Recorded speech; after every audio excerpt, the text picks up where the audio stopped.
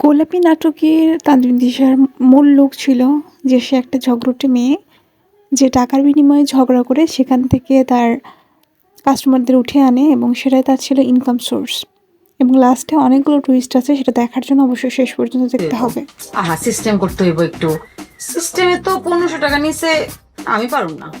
আচ্ছা ঠিক আছে ঠিক আছে, আমি আরো 500 টাকা বাড়াই দিব। আমার কাছে যা আছে আমি তোমার সব দিয়ে দেবো, তুমি তাড়াতাড়ি আও। তাছাড়া এই নাটকে ছিল তানজিম তিশার গ্ল্যাম লুক এবং কিভাবে তাকে ভালোবাসার ফাঁদে ফেলে তাকে একটা কাজে ইউজ করে তাকে তার সাথে প্রতারণা করা হয় এবং শেষ পর্যন্ত সে প্রতারণাকে কিভাবে সে মোড় ঘুরিয়ে দেয় সেটা।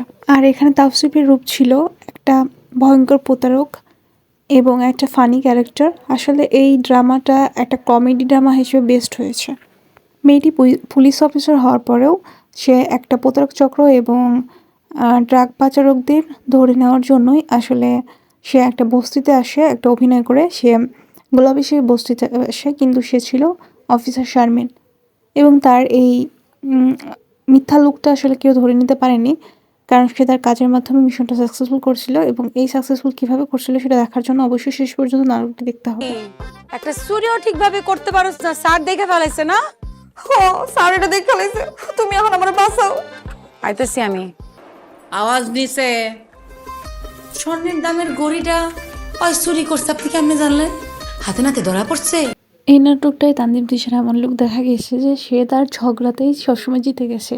সে অজৈত কিছু যুক্তি খাড়া করে মানে গায়ে চড়ে ঝগড়া করে সে সবসময় জিতে গেছে এবং তার কাজই ছিল এটা যে সে ঝগড়া করবে এবং তার একটা নির্দিষ্ট টাকার পরিমাণ বিনিময়ে হচ্ছে সে ঝগড়া করবে এবং তাকে সেই ঝগড়াতে জিতিয়ে দেবে।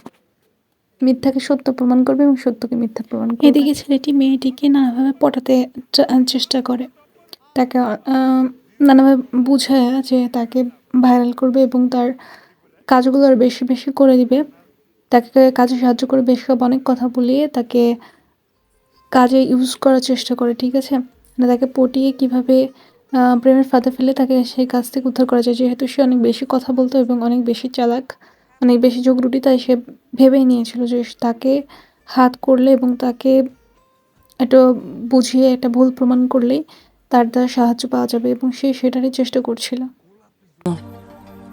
এবার দিমু কয়েকটা টাকা জমাই নেই, তারপর চাইলে দিমু। একটা সময় পর ছেলেটি আসলে মেয়েটির ভরসা জায়গা তৈরি করে নেয় এবং মেয়েটি তখন বিশ্বাস করতে শুরু করে। ছেলেটির দেওয়া গিফটগুলো সে পড়ে এবং ছেলেটিকে বিশ্বাস করে তাকেও হচ্ছে গিফট দেয়। আসলে সে বুঝতে পারেনি ছেলেটির এই সবগুলো এটা অভিনয় ছিল তাকে ইউজ করার জন্য। একদিন মেয়েটার সাথে ছেলেটি দেখা করে এবং বলে যে সে যদি একটা কাজ করে দিতে পারে। এখানে একজন চোরাচালার কাজ করে, যেখানে সে ড্রাগ এবং টাকা চোরাচালানে লাগায় এবং তার সব টাকা এবং ড্রাগগুলো একটা ব্যাগে রাখে। যদি সে ব্যাগটা উদ্ধার করে দিতে পারে তাহলে তাদের লাইফ সেটেল হয়ে যাবে।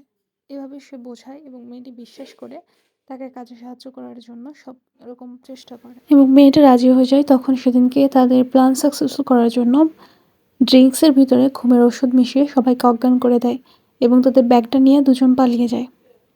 দুজন পালিয়ে যাওয়ার পর তখন মেয়েটা বুঝতে পারেনি যে আসলে তার সাথে প্রতারণা হচ্ছে। সে সকল বিষয়কে সায় দিচ্ছিল এবং তাকে সাহায্য করছিল এবং দেন তাকে পালিয়ে যাওয়ার পর একটা রাস্তায় যেয়ে তাকেও হচ্ছে ড্রিঙ্কসের সাথে ঘুমের ওষুধ মিশিয়ে দেয় এবং অজ্ঞান করার একটা ওষুধ মিশিয়ে দেয় যেন সে অজ্ঞান হতে না পারে এবং তাকে বলে যে আসলে সে তার সাথে অভিনয় করেছে, সে তাকে ভালোবাসে না, জাস্ট তার কাজ উদ্ধার করার জন্যই তার সাথে অভিনয় করেছে এবং তার আসল প্রেমিকা হচ্ছে তার বস, যে যে তার সাথে কাজে লেগে এই কাজগুলো করার জন্য এবং নিজের লাইফ সেট করার জন্য সে বসেছে। তখন মেয়েটি অজ্ঞান হয়ে যায় এবং তারা দুজন পালিয়ে যায়। আর এরপরে নতুন একটা টুইস্ট হয়, সেই টুইস্টটা দেখতে পরদিন সকালে যখন প্রতারক ছেলেটি এবং তার গার্লফ্রেন্ড রেস্টুরেন্টে যায় তখনই দেখতে পাই যে আসলে গোলাপি একটা পুলিশের ইউনিফর্ম পরে তাদের সামনে দাঁড়িয়ে আছে এবং তখন বুঝতে পারে যে আসলে গোলাপি কোনো গোলাপি না, সে একজন পুলিশ অফিসার। তখন গোলাপি সব কিছু খুলে বলে যে প্রধানত তাদের ধরার জন্যই সে ছদ্মবেশ নিয়েছিল।